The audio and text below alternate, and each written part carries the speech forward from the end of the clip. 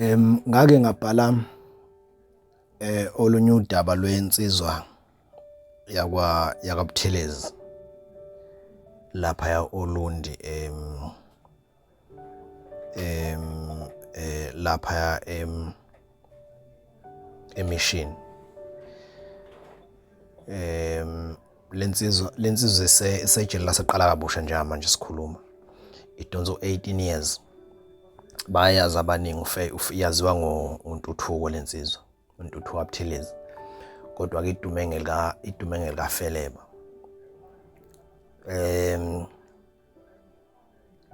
umfo kaButhelezi ungabanye abantu abagwetshelwe icala abangazange belenza kodwa ke yena ubeyinkabi yena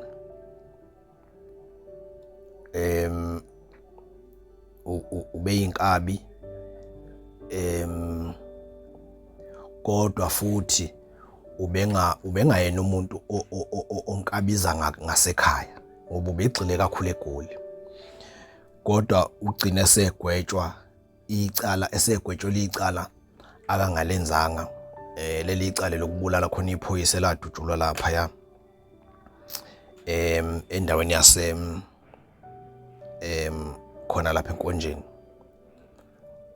iphoyisa usikhakhane eladutshulwa lapho uboshelwe lelo cala kulo uFeleba kaButhelezi. Ngithe mangikhuluma naye ngimbuza nje ukuthi uzizwa kanjani nje ngokuba sejele ngecala angazange lenze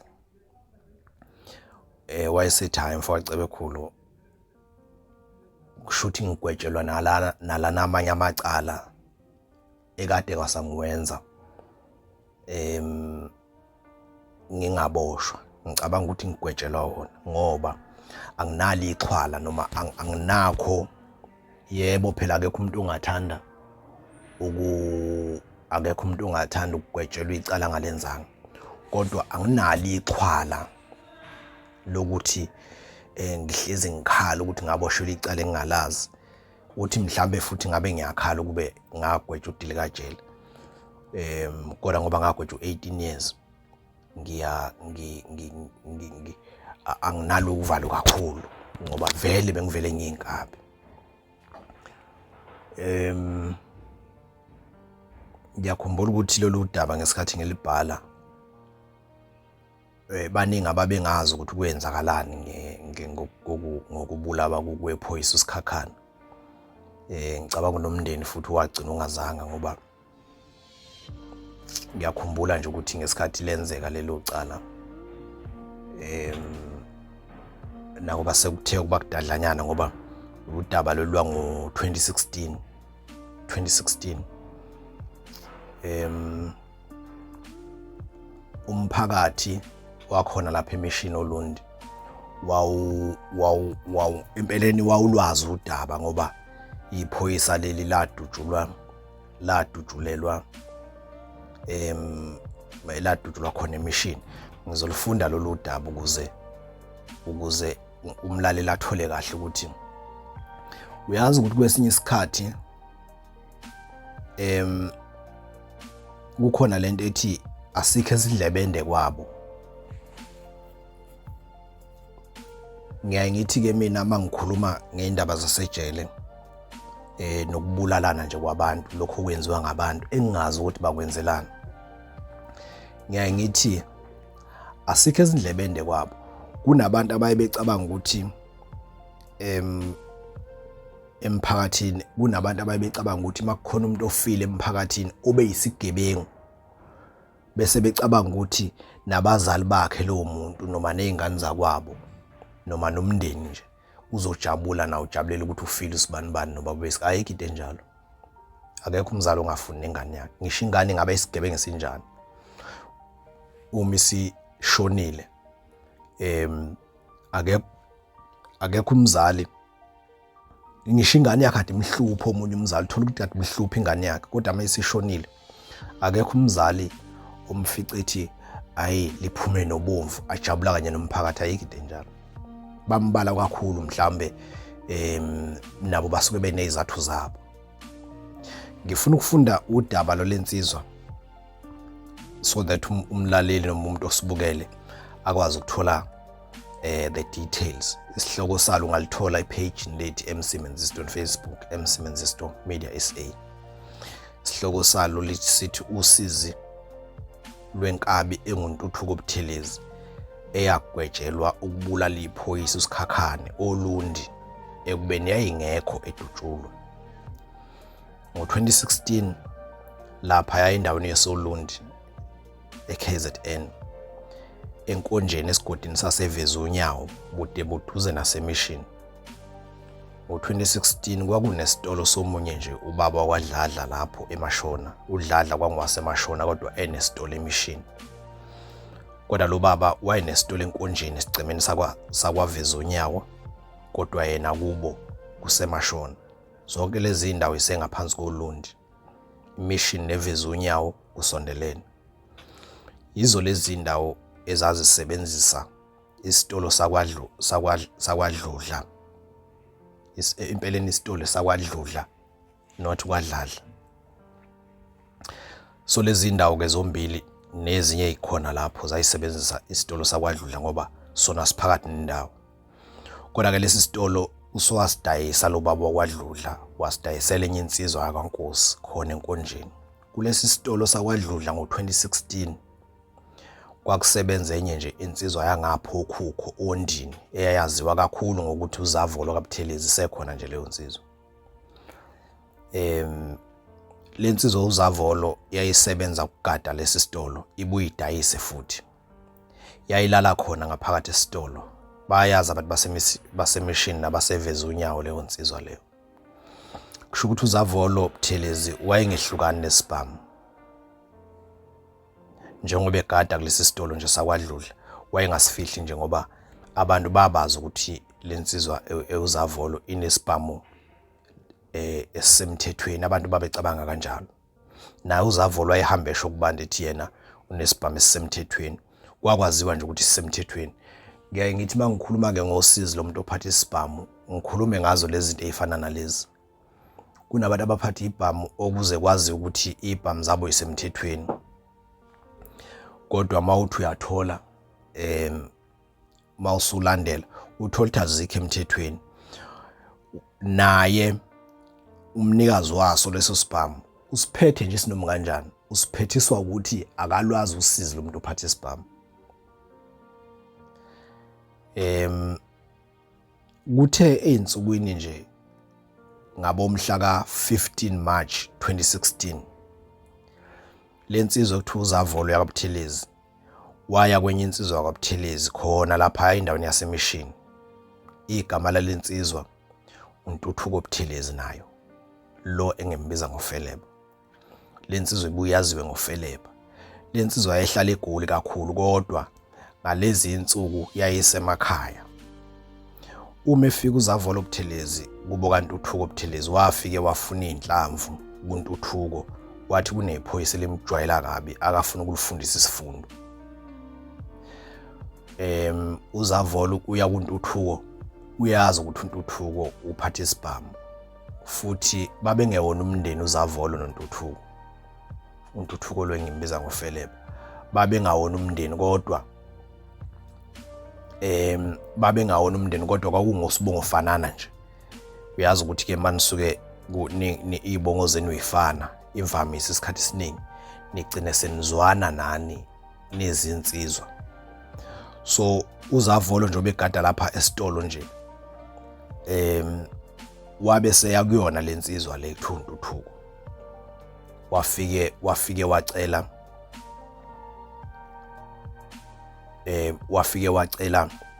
inhlamvu.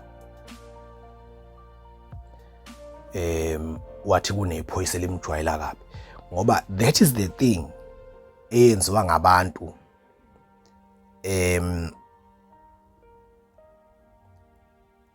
ileyo nto eyenziwa ngabantu ebudedengu ngendlela eyisimanga. Leyo nto yenziwa abantu abaphatha ibhamu njengoba ngeke ngikhulume ngosizi lomuntu ophatha isibhamu nje. Abantu kunento abayenzayo eyiphutha elikhulu. Umuntu ufike exabane nomuntu bebanga nje into encane, a small thing a small thing.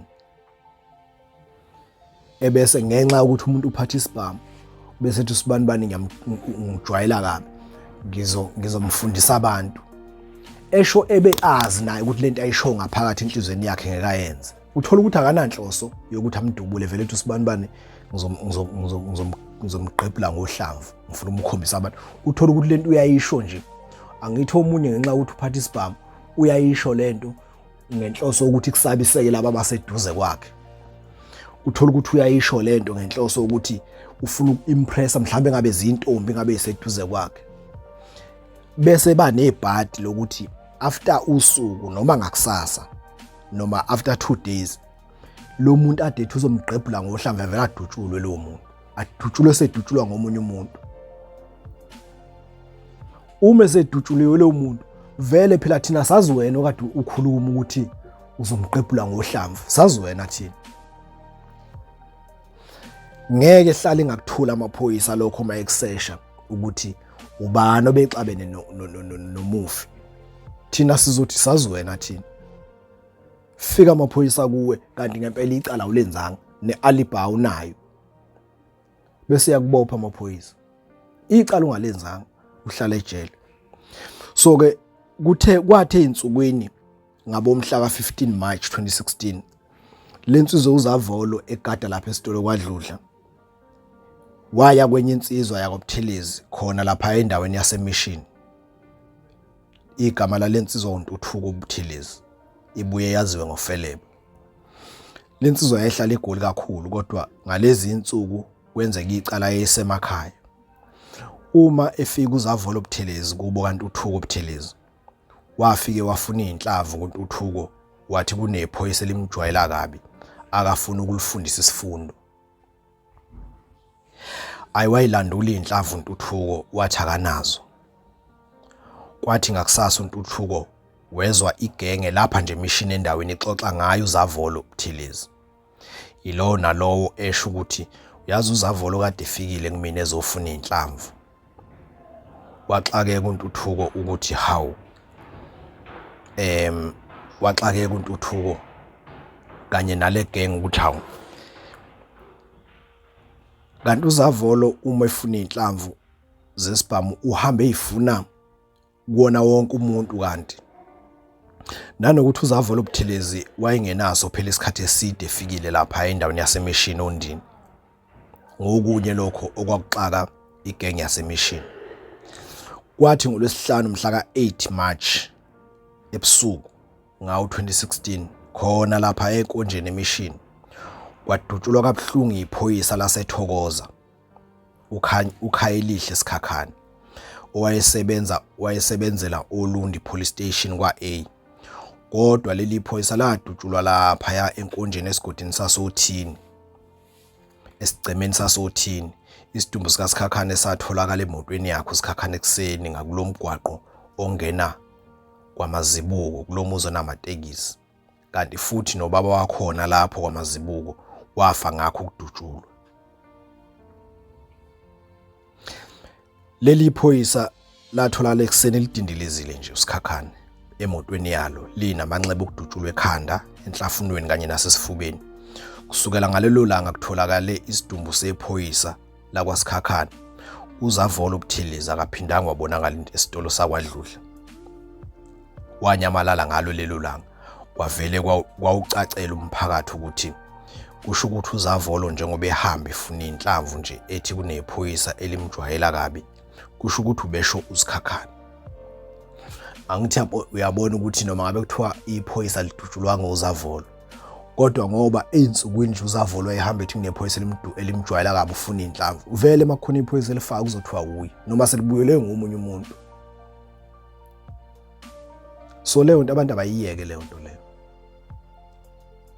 ngoba nizoboshelwa ubala and mawusuboshiwe akusiwe wedwa la olimalayo, umndeni wakho uyalimala, izingane zakho ziyalimala, bangane, business partners, kukhona okunye kunabantu nje bebethembele kuwe ngezinto eziningi. So uma usuboshiwe labo bantu bazokwenza njani? So kufanele ucabangele yonke leyo nto leyo. Okay, your girlfriend, your wife, izingane zakho. Khona abanye abantu izingane zabo ezidla ngabo nje kuphela. mayelala idlile kusuke kuyibona. Mawusuthatha isinqumo esikhelesi njengosokuthi uvela uhamba ukhuluma nje ukuthi ufuna ukubulala usibanibani, mayesefa lo yamuntu edutshulwa bese kuboshwa wona uzokwenza njani. So nomphakathi kwawucacela ukuthi kusho ukuthi uZavolo nje bebekhuluma ukuthi khona iphoyisa limjwayela kabi ubesha usikhakhana. Wonke umuntu wasenkonjeni wacabanga kanjalo emva kokuthi uZavolo esenyamalele. Akwaziwanga noma uZavolo waya ngakubo okhukho noma wayapi. Kwathi uma amaphoyisa esefika ngeshoti ezofuna uZavolo Buthelezi ngenxa ukuthi wonke umuntu endaweni yaseMishini naseveza unyawo wayithi ilo Zavolo udubula usikhakhana. Afika abuza amaphoyisa kumnikazi wesitolo ukuthi uphi uZavolo. Wathi umnikazi wesitolo akamazi. Wathi nayo semcinge wancama wathi akamtholi ngisho efonini nasekhaya kubo ukhukho kuthiwa akazi uZavolo ukuthi wayapi. Emva kwalapha amaphoyisa abesexebula wonke umuntu lapha endaweni owayesolwa nje ukuthi kungase kube nguyena obehamba noZavolo uma kuyodutshulwa iphoyisa usikhakhana. Ayikwasho khona ukuthi amaphoyisa ashaya emoyeni nje. Ngenxa ke yabantu abahamba bephahluka uma kwenzeka isigameko endaweni, kunamantombazane akhuluma ngegama lomunye umfana wakwaphakathi okwakuthiwa uXolani wakhona eMishini owayesebenza epolice station eUlundi naye esebenza njengeclerk.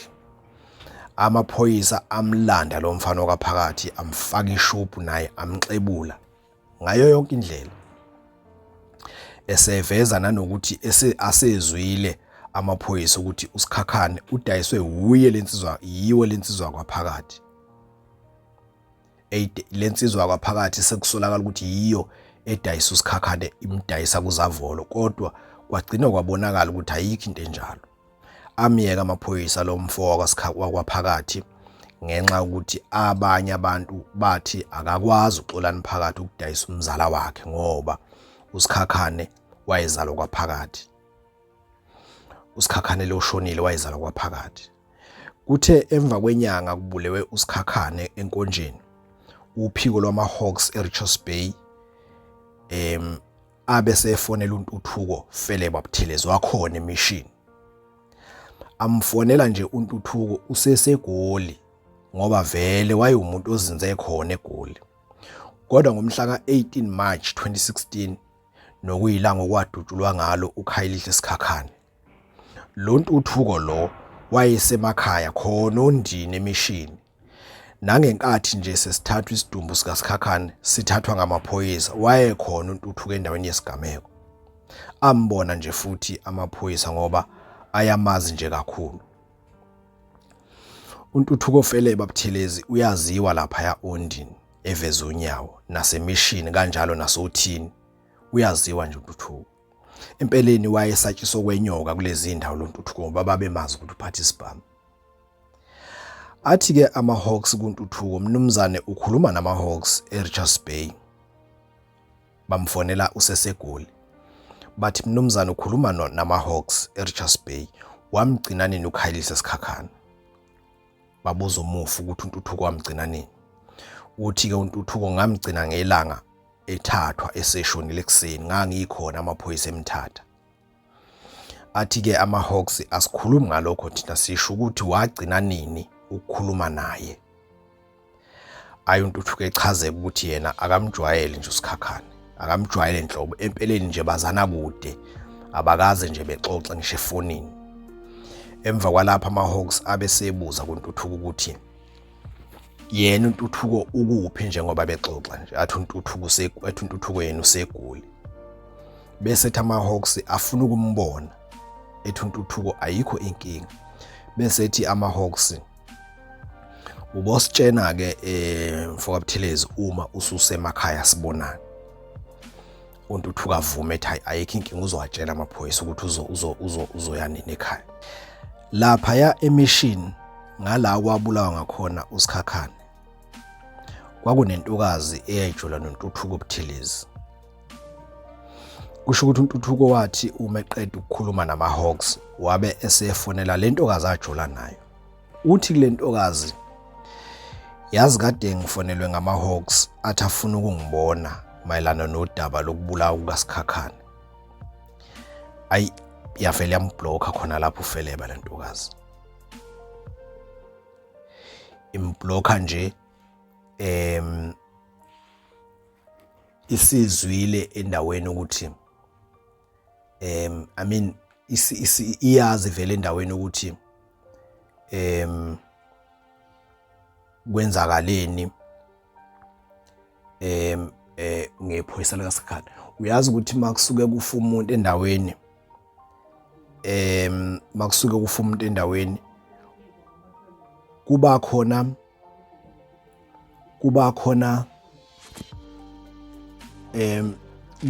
abantu abahlale bazi nje noma kuba khona abantu abaphezulu kwilist yabantu abasolwayo.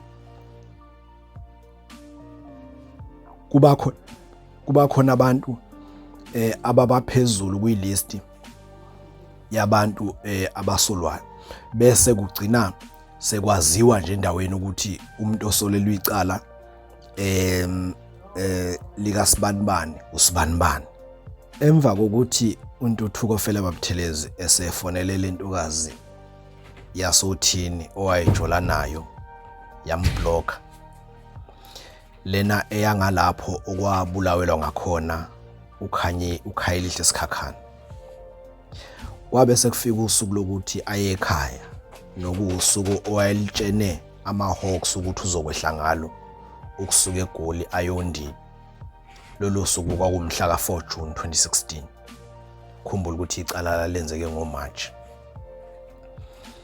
Wathi uma efika ekhaya kubo kwaButhelezi Olundi enkonjeni uFeleba, wafonela ama-Hawks ase-Richards Bay, wawazisa ukuthi usefikile ekhaya ngoba wafika ekuseni kakhulu esuka eGoli. Asethi ama-Hawks kulungile azoza kuyena.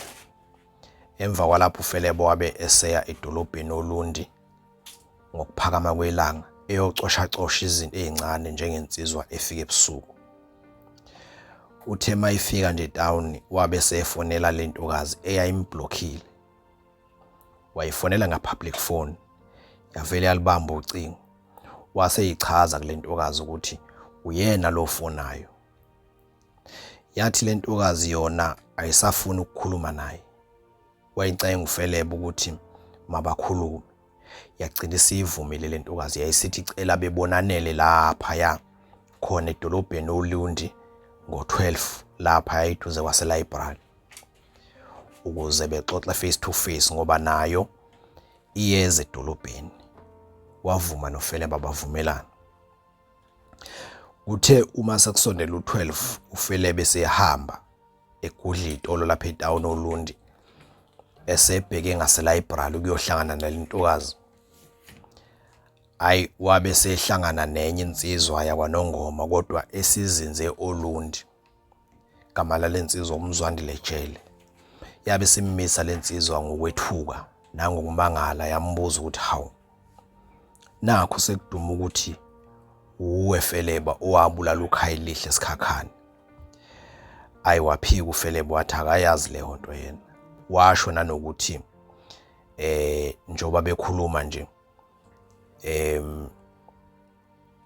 washo nanokuthi njoba bekhuluma nje naye useyazi ukuthi ama-Hawks acabanga ukuthi uyena owabulala uKhayelihle Sikhakhane. Babe ke sebexoxa uKhayelihle nalensizwa eumzwandile Jele, bekhuluma ngalo lolu daba lokubulala kukaSikhakhane. Eseyichazilile noKhayelihle noFeleba ukuthi njengoba ebuyile nje esuka eGoli nama-Hawks asemfonela ambuza ngayo le ndaba. Kuthe besaxoxa nje kanjalo kwavele kwaqhamuka igolf emnyama, yafika yathi inse eduze kukaFeleba owayexoxa noMzwandile Jele. Lwamthi heqe uvalo uFeleba ngoba yena wayetshela ukuthi le golf izomdubula. Phela wayeyinkaba uFeleba, akakufihli na ukuthi wayeyinkaba, noma singeke sidalule ukuthi ngobani nobani akakwazi ukufinyelela kubona owakwathenga ukuthi badubule, kodwa bakhona nje umphakathi obaziyo nawo nongoma nje wayeke fike olundi nakhona eGoli bakhona abantu abadumile owakwathenga ukuthi eba naleli igama lika Feleba nje walithola khona lapha eGijima ngoba uFeleba mayechaza uyinsizwa ebithi mayithengiwe ukuthi iyodubula ioni bihamba yodwa ibingahambi neningi so walithola lapho ke legama. So kwathi maqhamuka le golf emnyama izoma phambi kwakhe uFeleba nalensizwa yakwajele besaxoxa kusho sishaya uvalo eyitshena ukuthi mhlambe ngaba zinkabe ezomdubula. Emva kwalapho kwehla amawindi kuleli galofu kanti kugcwele amaphoyisa eTRT asolundi. Ayamazi vele uFeleba naye uFeleba uyawazi ngoba kwakukhona nabaphathi bayo iTRT yasolundi. Babe sebebingelelana ababingelela amaphoyisa aseyivalela amawindi nje aseyayimela angasho lutho. Waxoxa uFeleba nalensizwa yakwajele isikhashana nje impela kodwa lensizwa yakwajele yayilokhu icofe njalo ifoni yayo njengoba ixoxa noFeleba. Umethi uyahamba uFeleba iphinde ifaka olunye udaba lensizwa yakwajele kanti lensizwa ngazi ukuthi yayixoxa namaphoyisa lapha efonini njengoba ilokhu ibhizinesi nefoni nje iyawatshela ukuthi nanga uFeleba lapha nginaye. Empeleni wonke umuntu nje owazana noFeleba kwase kuthiwe uma nje bembona abotshena amaphoyisa ngoba ngisho nalentombazane eyayimlindela iBrali yayicuthe namaphoyisa eTRT akhona olundi. Yayisihlelile namaphoyisa ukuthi mayifika nje usitshele. Emva kwesikhashana nje isibona lensizwa yakwajele ukuthi sekuqondile yabe sivalelisa kuFeleba. Wabe sehamba uFeleba wayishiya lensizwa yakwajele owayekade exoxa nayo. Wathatha ikhona esezoqhamukela ngakhona eLibrary. Uhamba nje isamile le golf emnyama egcola abaphathi beTRT. Wathi mayeqhamuke khoneni uFeleba wayithela phezulu kwefula amaphoyisa eTRT. Amkhomba ngeyibhambe ezinkulu kwathiwa akafuseka akaphamisa izandla. Wonke amaphoyisa abuza ukuthi kanti nguwe lo esikulinde lapha. Abuza ngoba ayamazi lo Feleba. Wabe sethathwa kanjalo kuFeleba wakhungwa ngozankosi wajikijela emontweni encane eqede lapho kwathiwa siphi isibhamu owabulala ngaso uKhayelihle isikhakhane. Kubuza amaphoyisa. Wathi uFeleba yena akayazi leyo nto. Amthatha ahamba naye uFeleba lamaphoyisa aya naye emahlathini amnyama asondini. Athi ayaqala nje ayamshubha kwavele kwafona abaphathi bayo iTRT yasondini. Bathi ningabe nisamenza lutho lo mfana udaba lwakhe seliphethwe ngamaHawks. Mletheni lapha kwa police station. Nangempela wathathwa wayiswe epolice station.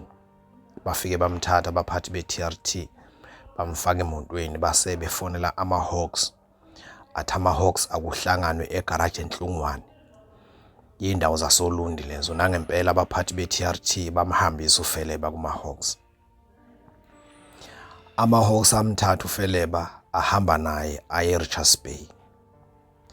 Lawo maHawks ayeholwa ubaba uZibane owayomphathi wawo ngaleso sikhathi. Bathuma befika nje eRichards Bay abesembuza uFeleba amaHawks athi kuyena uphi uzavolo obuthelezi. Wathi uFeleba akamazi ukuthi ukuphi. Kwabeke seyiqalile impi. Umphathi wamaHawks wamqala ngenkulu impama. Bamthinta-thinta endlebeni ngamaguzu. Kwase kuthiwa unamanga wena uzokhuluma. Athi ke amaHawks kuFeleba ingani wena Ntuthuko wena wabulala usikhakhane. Uhlangene nozavolo. Kusho amaHawks.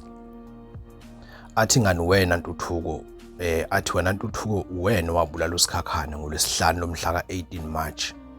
Wawuhamba nozavolo obuthelezi. Nani thengwe uxolani phakathi ukuthi nibulala usikhakhane. ngoba uXolani Phakathi wayexabene noSikhakhane emsebenzini. Wase uPhakathi ethenga nina ukuthi nibulala uSikhakhane. uXolani Phakathi ilensizwa le yayisebenza epolice station eyiClerk nayo eyake yashawa iqaleni kuthiwa iyasolakala ekubulaweni kukaSikhakhane. Wakuphika konke lokhu uFeleba wathi ayikho leyo nto. Athi amaHawks ingani wena nje Feleba owafonela uSikhakhane ngelanga wabulawa ngalo. Ayamtshena wambuza athi ingani wena nje Feleba owafonela uSikhakhane ngelanga wabulawa ngalo. Wathi kuyena wena hambane niyophuza New Hope, kanti wena uyazi ukuthi usuhlangene noZavolo nifuna ukumbulala uSikhakhane, futhi wena ngalelo langa wawuhamba ngegolf ebomvu.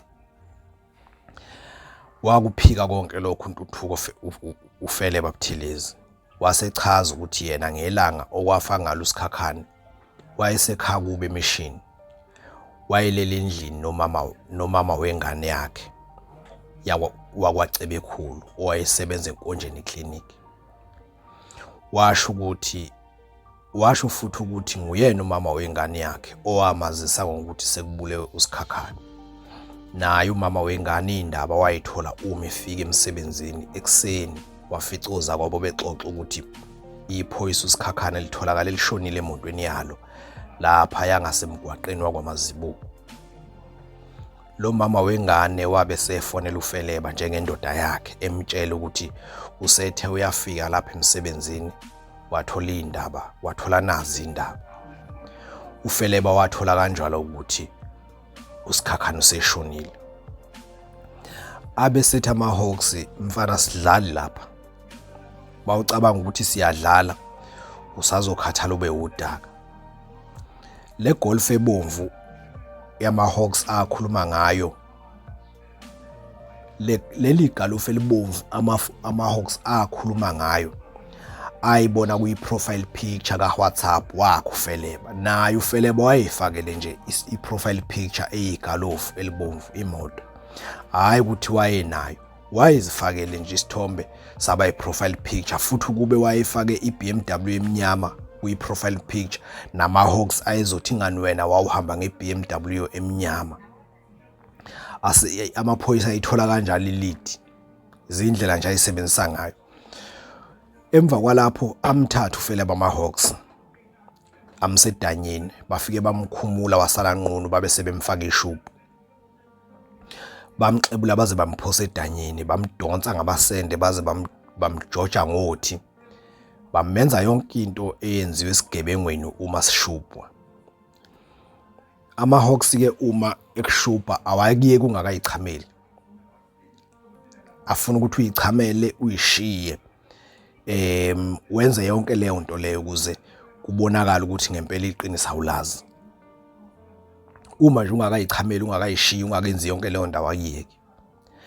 Amshubha uFeleba amaphoyisa ancama elokhu eshilo lamaHawks ukuthi kuyinkabi impela lokhu, buka nje nendlela obegqoke ngayo nangendlela okuzenza umuntu ohloniphayo ngakhona. Amaphoyisa inkabi ke ngabantu abahloniphayo ezinye zazo, ngeke uyibone uyeke lezi seyixube ubugebengu nobunkabi, kodwa nje umuntu oyinkabi bangabantu abahloniphayo kakhulu kangaka ukuthi ungaze ubaphikelelale ngomhlane. So ke namaphoyisa amaHawks ayesho kanjalo. Njengoba emshubha nje uFeleba lamaHawks ayelokhu embuzile ukuthi uyamazi uSipundla Mpungose wakwaNongoma oSuthu, uThulani Zulu wasoLundi yena uyamazi yini? Uyamazi yini uMgquzula Ndwandwe wakwaCeza? Uyamazi yini uTshokovane wakwaNkosi kwaDabazi? Umgcineni Gazu yena uyamazi yini? Bonke laba bantu ababebuzwa ngamaHawks wayebazi uFeleba. Esho futhi naye ukuthi uyabazi. Ayebuye embuza amaHawks futhi ukuthi yena uFeleba wayekuphi ngesikhathi uSipundla Mpungose eyodubula umbatha wakwaCeza, lona ojwayele ukuhamba noMgquzulwa Ndwandwe. Esho lo mbatha oqhugayo owadutshulwa uSipundla kodwa wasinda. Washo uFeleba ukuthi wayengekho yena lapho. Aqhubeka nokumshubha uFeleba lamaHawks kwaze kwacaca ukuthi ayambulala manje ngoba wayeseyichamele waze wayishiya kodwa lokhu eqhubekile nokumshubha ephinde futhi emshaye kanti negazi laseliqalile seliphuma kanzima lapha emakhaleni nasemlonyeni wabe seqala manje uFeleba besevuma icala wavuma ukuthi ngempela uyena wabulala uKhayelitsha isikhakhane wathi umesho njalo nje uFeleba kwase kuthiwa womiyekeni ningabe nisamshaya ilokho vela ama-Hawks asuke kufuna kumuntu ama-Hawks namaphoyisa lana shubha nawo nje ilokho asuke kufuna kumuntu emva kokuvuma ukuthi nguyena uFeleba owabulala uKhayelitsha ekhanyile wabe sebuzwa ukuthi siphi isibhamu akamdubula ngaso wathi wasidayisa eGoli bambuza ngemoto ebomvu okuthiwa wayehamba ngayo mhla ezodubula usikhakhane wathi nayo sewayidayisa bambuza nje izinto eziningi ezenzeka ngelanga okwabulawa ngalo usikhakhane lapha ya Olunde Mission wazivuma zonke uFeleba kodwa wayezwakala nje ukuthi lento akayivumayo naye akayazi yonke ngoba konke nje kwakungahlangani wayebuye evuma ukuthi nguyena wadubula khona lapho makubuzwa ngozavolo nakhona avuma ukuthi nozavolo wadubula agcine engasazi amaphoyisa noma lo Feleba uvikela uzavolo oluseyidakwe induku kwaze kwasho elinye iHawks lathi yazi lo muntu lento ayivumayo naye akayazi inkinga nje useshawe kakhulu useyesaba ukuphika emva kwalapho uFeleba bamshaja kusho they charge him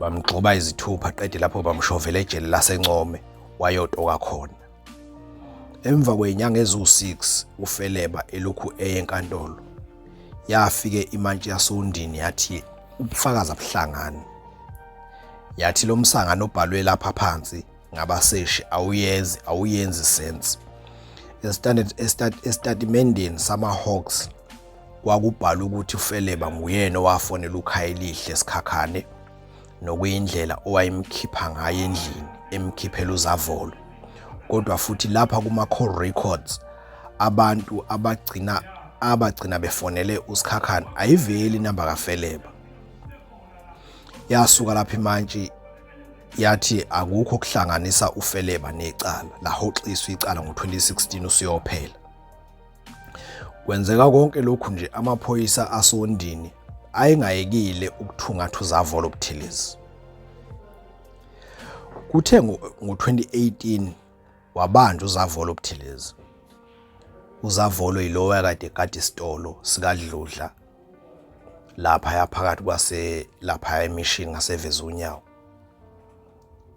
lo ayihamba ethi kubantu ufuna inhlamvu khona iphoyisa afuna ukulufundisa isifundo kanti kuzodlula isikhashana nje kududula usikhakhane so kokwathi ngo2018 wabanjwa uzavolo obuthelezi uboshwa nje uphethe isibhamu leso kuyisona esadubula umufu usikhakhane kwathi umebuzwa uzavolo ukuthi lesi sibhamu ngesikabani wavele wathi uzavolo ngesikaFeleba buthelezi aqhuma amaphoyisa ayolanda uFeleba ngeshoti esemlanda eGoli manje abuya naye ephila amphosa esitokisini ukhumbula ukuthi uzavolo wadedelwa ngo2016 ngebail la hoxa icala kwathiwa ukuhlangana naye usephindwe yaboshwa futhi ngo2018 emva kokuthi kuboshwe uzavolo useyaboshwa kuFeleba usebushiswa ukuthi manje sekubanjwe uzavolo nesibhamu uzavolo uthi lesi sibhamu sikaFeleba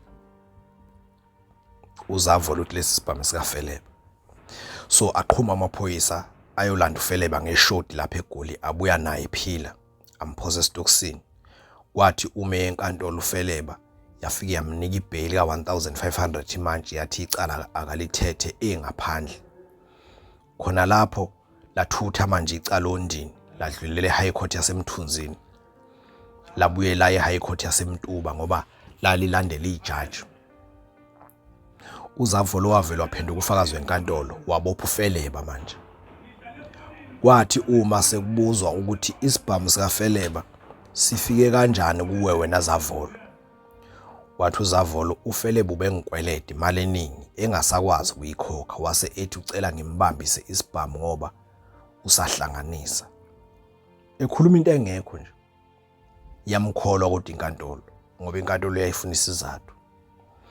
Kwathi uma ijaji seligxila kulento eyahoxisa icala la ekuqaleni ngo-2016 ngesikhathi kudedela uFeleba, selifuna lobo bufakazi bokuthi iyiphi ifoni eyafonela uSikhakhane ngaphambi kokuthi ebulawe. Lathi lifuna lawo maphepha analobo bufakazi kusasa. Nangempela wabuya nawo umseshi lawo maphepha, kodwa wase yaxolisa umseshi enkantolo wathi kunephutha elenzeka ekuqaleni ngo-2016. Wathi ifoni eyayisetshenziswa uFeleba ngesikhathi efonela uSikhakhane kwakungekawelile Dlamini. Wathi umseshi uyaxolisa kakhulu enkantolo ngokuphambanisa izinto, kanti abaseshi base bebonile ukuthi ngathi uyaphunyuka uFeleba, kanti bona bamfune phakathi ngoba bayamsaba.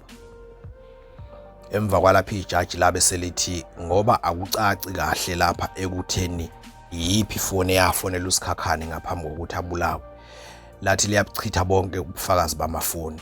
Lathi lizothatha ubufakazi bukazavolo obuthelezi bokuthi umuntu owadubula uSikhakhane nguTuthuko Feleba Buthelezi. Emva kwalapho ngo-2019 labe selemlahla ngecala uFeleba leli jaji. Lathi lizomshaya ngoswazi oluncane lase limgaxa u-18 years ngoba nakuba kuthiwa uyena owabulala umufi, kodwa umbuso wehluleka ukuveza ubufakazi obuqanda ikhanda bokuthi ngempela nguyena uFeleba owabulala uSikhakhane. Lamlaxaza ngaphandle uzavolo ngoba wayesebenzisana nenkantolo. Lesi sigwebo sashaqisa wonke umuntu ngoba indlela uSikhakhane wayebulewe ngayo, wayebulewe ngendlela yokuthi umbulali wayefanele ukuthi agwetshwe udile kajele, kodwa la uFeleba wagwetshwa u-18 years. Into ke yagwebisa uFeleba yilena yokuthi wayemelwe yilezi inkungumathe zabameli bakahulumeni. Ngiyaye ngisho ukuthi abanye abameli bakahulumeni bangobulu bexe njengathi umsebenzi wabo abawenzi kahle noma basuke bengakabi naso isipiliyoni, ngisho kanjalo. Bake benze ezinye izinto nje onawe uyibona ukuthi ungawazi umthetho, ubona ukuthi hayi lo mmeli kuse uhlaza makuthi uhlaza. So into eningi nje abayaziyo ukuthi bekuvumisa icala bese bethi bazokucelela ukuthi ijaji likugwebe kancane. Nakulicala lika Feleba kwaze kwasho ngisho ijaji ukuthi ukuba bekukhona ummeli ngabe uFeleba alimgwebanga leli cala ngoba akukho empeleni okumhlanganisa necala ngaphandle nje ukuthi waphushelwa uzavolo kuleli cala ngoba naye uzavolo engafuni ukuboshwa. Uma ke sekuvela ekugcineni kwatholakala ukuthi amaphoyisa athi uma efika kuzavolo afike athi Zavolo uthi uFeleba wena owabulala uSikhakhane. Wagxuma waya phezulu uzavolo waze wethuka wase ethi unamanga uFeleba uyena owabulala uSikhakhane. Nangapha kuFeleba afike asho okufanayo amaphoyisa athi Feleba uthi uzavolo wena obulela uSikhakhane. Naye uFeleba waphika kodwa ke wangaqambela umuntu amanga. Umama wengane kaFeleba lona owayelele noFeleba ngesikhathi kubulawa uSikhakhane walandwa naye ukuthi azofakaza enkantolo. Wafike waletshalwa ukuhleka nje elokhu engekho serious ngenxa ukuthi yena wayeyitshela ukuthi icala ngeke limgwebe uFeleba ngoba phela babelele ndawonye ngesikhathi kubulawa uSikhakhane. Wayelokhu esho njalo nje enkantolo ethi guys besisendlini sonke noFeleba akayazi leyo nto. Yena wayetshela ukuthi inkantolo izomubukela kalula nje lokho. Inkinga ke eyabophisa uFeleba yilena. uFeleba ubeyinkabi yaziwayo kodwa ubenganqumi umuntu emakhaya. Wayenquma eGoli kuphela kodwa kwahamba isikhathi wagcina esebanquma nangasemakhaya. Wake wadubula iona nje lakwaceza, wadubula iona lasondini leli ladutshulwe erenki olundi eyimotweni eziye eThekwini. uFeleba waphekwa ngenye insizwa kwaNdando kwaceza. Isekhona namanje leyo insizwa kwaNdwando lapha kwaceza, ngeke silisho igama layo ngoba isekhona. Amaphoyisa solundi ayemsabisa kwenyoka uFeleba namanje awamsabeli ukuthi kube kuhle. Umphakathi waseMishini Olundi wake wavuka umbhejazana wagcwala imigwaqo ngesikhathi kusanda kuboshwa uFeleba. Abantu bethi akadedele uFeleba kuboshwe uZavolo ngoba uyena owenza icala. Ayikwasho ukuthi inkantolo ke ibuye isebenze ngendlela yayo nje hayi le enilindele ngakhona. Kuyimanje uFeleba usejele laseqala kabusha. Udonsa khona 18 years wango-2019. Usemukele futhi ukuthi wagwetshwela into engekho. Uthi uyayiduduze ngokuthi kusho ukuthi ujezela lamacala amaningi owayewenza egcine engambophanga. Ziningi ke izinsizwa ezaboshwa njengoFeleba ziboshelwa nje ukuthi ziyaziyo ukuthi ziyabulala. Lamacala nje ayenziwa uFeleba wagcine engaboshwanga kuwona. Agcine bophe abanye abantu lawo macala amiyeka yena. Leli gama lokuthi uNtuthuko igcine sebizwa ngoFeleba ukuthi yena uma eyoshaya ikhanda behamba yedwa. Waliqanjwa kwaceza emva kokuthi esehlephule elinye iona lokwaButhelezi elaselehlula abantu abaningi kodwa yena walihluthula ehamba yedwa nje wabe sebizwa kanjalo ngoFeleba. Iphela la indaba kaFeleba.